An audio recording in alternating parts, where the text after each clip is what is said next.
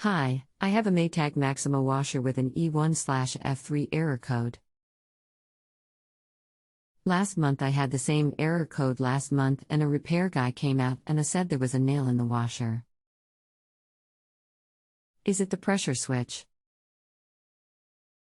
Can you guesstimate how old your Maytag is? And just to clarify, what's the exact model?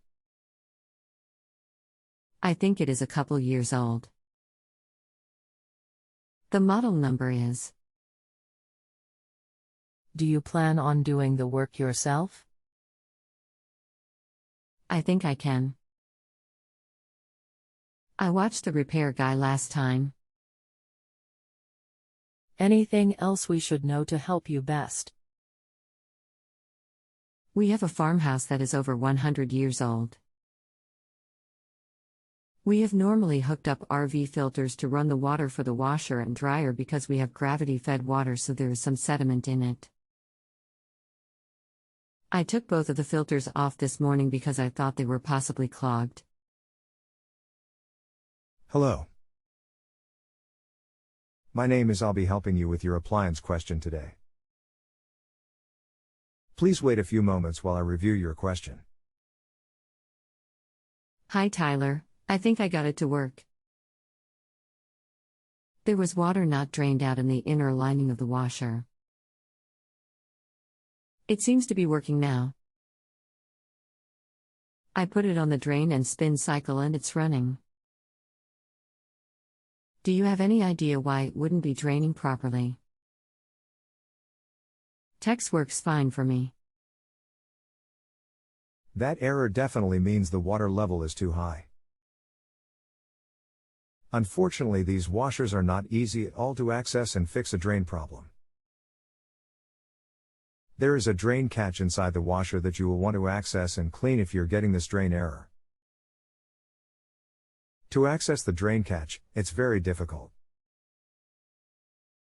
The top panel, the control panel, and the entire front panel all need to be removed so that you can access the pump below the tub. It's really a bad design and it was never this difficult in the past, but now there is quite a bit of work involved to clear the drain, so unless you're really handy, this is not something you'll want to tackle yourself.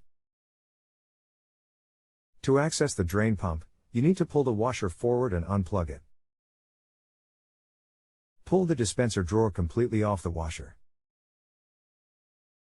Next, remove the two bolts coming in from the back of the top panel. The top panel will pull straight back, up, and off.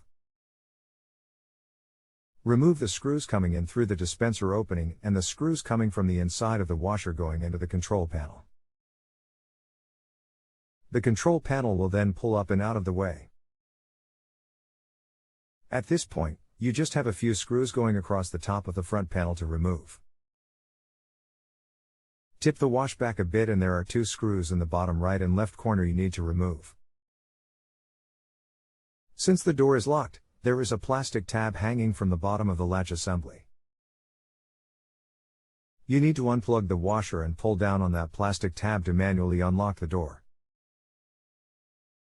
You'll need to reach in from the top of the washer, and if you're not tall or have long arms, you may need a stick to help pull down on that plastic tab to unlock the door. Open the door and you need to disconnect the rubber door gasket. There is a wire ring around the front lip of the rubber door gasket. Use a flathead screwdriver and pry the wire ring off the gasket. Now you can remove the front panel to access the drain pump located under the drum attached to the drain catch. We are on the honor system here. If you need anything else, just let me know. You can continue asking follow-up questions at no additional charge after rating my service if you still need assistance. Thank you.